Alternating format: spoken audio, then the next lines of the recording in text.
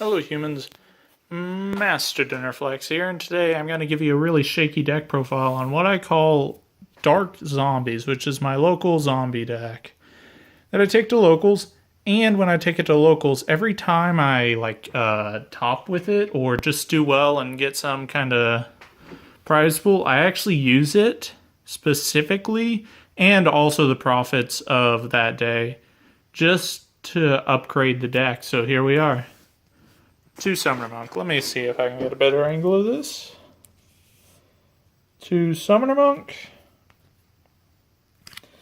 Which Summoner Monk is, the reason this is called Dark Zombies is I've noticed the Dark engine and the Light and the Zombie engine, they synergize very well, but they don't synergize perfectly. So they're kind of 2 separate engines on their own, but they happen to co-meet a lot, and, the zombie engine isn't working, usually the dark engine is, and vice versa. The zombies make this deck last long, but the dark engine has a lot of push to it, so yeah.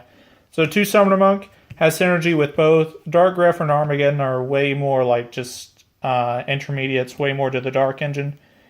But they're dumpers, they're millers, and the last one of the millers is actually a spicy 41 card tech, 41st card of course. It's actually Chocolate Magician Girl. I know it's not, but she's chocolate and she's a magician girl. Fantastic, level 6, pitching stuff out of the hand, and actually is really good at just being 2000 and just beating over random crap that you find at locals. So that's really cool. For the Destiny heroes, got 3 Malicious, 1 Dasher, 1 Diamond Dude. Now, to me, to be honest, I think these are the best Destiny heroes in this deck because of this guy right here, Plague Spreader, which surprisingly he works way better with the dark engine than he does the zombie half of the deck, even though he's a zombie. But Plague can stack some on top of the deck. If it's like a Destiny draw or Soul Charge, you can hit it with this guy, and if you hit Soul Charge off this guy, you do lose the life. However, you don't lose your battle phase, so that's fun. And then if you stack a monster, Dasher can just summon it on the next turn when you top deck it. So that's awesome. There's also another card that's energized fantastic with this, but the reason I just don't have 2 Diamond Dudes is because of the level 6. Level 6 is actually extremely important in this deck because of Plague. So to the zombie half, we got 3 Solitaire. Oh yeah. Sorry, but these sleeves are getting messed up. I'm probably going to buy new ones next time I go to locals. 3 Mizuki. This is a zombie engine, like I said. 2 Uni Zombie. No, sitting back down for a moment. There's no, Shiranui I wanted to play outside of Solitaire because the rest, they need snow to work, or they need, they need a turn of setup, and I already have too many turn of setups right over here, so I just went with Solitaire. And then Gozuki, he is technically one of the 4 zombie techs, which I'll show you the rest of the 3, but he's actually just so necessary I don't even consider him a tech, so yep. And then for the 3 techs, 1 Zombie Master, 1 Goblin Zombie, and 1 Beat to Shit Shooting Doji. Shooting Dangoon. So Zombie Master I also find very necessary in here, same with this. Zombie Master is one of the very few zombies that synergize just with both engines. Being dark, pitching stuff, summoning zombies. Very, very good. I don't have Black Rose in here anymore, but there was a lot of interactions where my opponent would Ash Blossom me, and I would take their Ash Blossom and Black Rose them. And that was fun. That's actually ridiculous. Goblin Zombie's here because he's a better thing to summon off Mizuki than just a blank body. Because after you use him to sync up, then you go grab another zombie and you keep cycling the engine, just going further and further in your deck. And Shootin' Doji, he's really good not to draw opening hand because you're banishing 2 zombies, draw an extra card, or you're stacking a zombie on top. And what I mentioned, he's the card I was talking about earlier with Dasher. You put a zombie on top of your deck for next turn, and then Dasher just special summons it. So that's awesome. 25 monsters. It was 24, but I'm playing 41 cards, and Apprentice Illusion Chocolate was my 41st.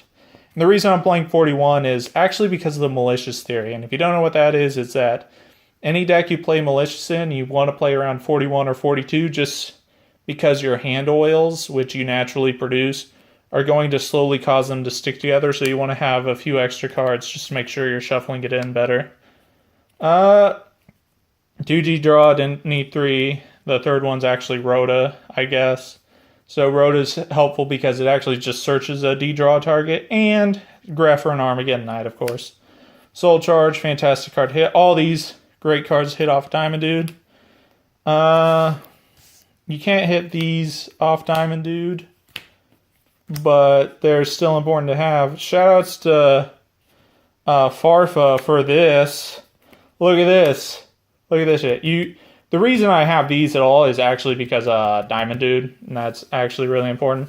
But because this deck doesn't try to set up an unbreakable board or break an unbreakable board, it's kind of a grind your opponent out of resources kind of deck with zombies, because they're fantastic at doing that. I'd rather just play cards that I can either disrupt you with or just damage your field with. I don't feel the need to go first or second. Because of how this deck works, it really just will play past turn 3 and turn 4. Even if they don't let you, because you got Omegas and Void Ogres and stuff, so obviously you can. For the traps, order 3 strike, and then a bottomless. The bottomless is only for Rafflesia, and I only play 1 target because you obviously have Plague Spreader, so you can put it back in the top of the deck. So yay. For the extra, 2 Omegas. Let's get a closer look. Ooh, you got to see my clothed penis right there. Ooh. Oh, what the hell? So, 2 Omega, obviously, because it's a zombie deck. Stardust, one of the cards that you can just keep your establishment up. Same with Void Ogre. Void Ogre's a lot more powerful, though. Crystal Wing, you can sync up with Plague from either of these 2 guides. I actually want to put Beatrice back in here, but I don't think I really want to at the same time, because Grepher Plague in hand with another card is like a Beatrice with a draw.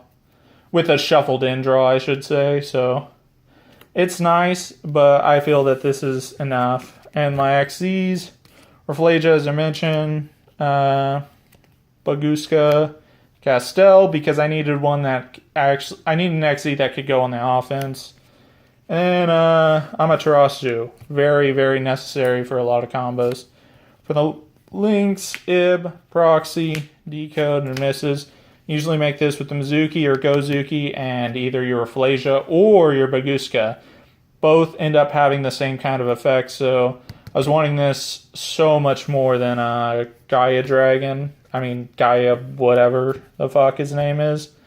So yeah, that's going to be it. Thank you all for watching. Hopefully you enjoyed my local deck that I top locals with. Actually do I top not all the time, but I get like my last 2 times was second place, first place, and every time I do, I just use it to improve the deck, either upgrade a rarity or just add a new card to it. So that's kind of a fun experience in Yugioh. So thank you all for watching, and remember, Master Dinner Flags will take your soul.